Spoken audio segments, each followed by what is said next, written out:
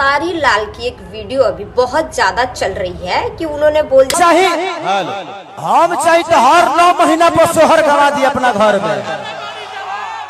अगर केहू के लगे ताकत हो तो गवा के दिखाओ सोहर है कि उन्होंने बोल दिया कि मैं चाहूँ तो हर 9 महीने में अपने घर पे सोहर बजवा सकता हूँ, तुम भी चाहो तो बजवा के दिखाओ।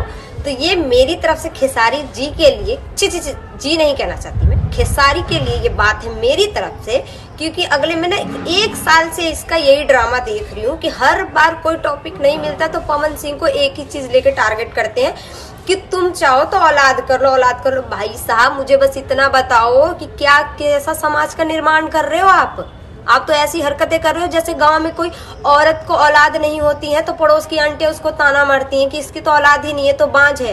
आप क्या कर रहे हो, कैसे समाज का निर्माण कर रहे हो? कुछ दिन पहले अभी ज्ञान दे रहे थे वहां पे इंटरव्यू में कि हम भोजपुरी समाज को बचाएंगे। ऐसे बचाओगे? बड़ों की इज्जत तक करने तो आ नहीं रही आपको, ऐसे आप समाज को बचाओगे? भोजपुरी समाज को, सबसे ज्यादा भोजपुरी समाज को गंदा करने वाला अगर कोई है ना तो वो तुम ही हो। पहले तुमको जरूरत है सीखने की, समझदारी से कि कब कहाँ पे कितना बोलना चाहिए। पहले